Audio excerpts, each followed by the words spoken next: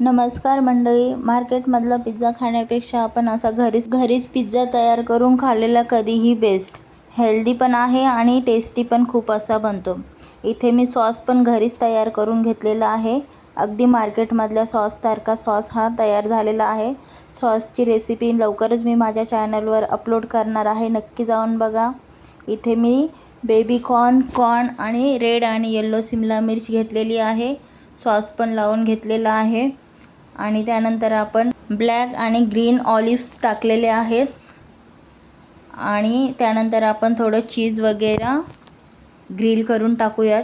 इथे मी cheese grill करून टाकते आणि मी थोडंसं मोजरेला चीज पण इथे यूज केलेलं आहे.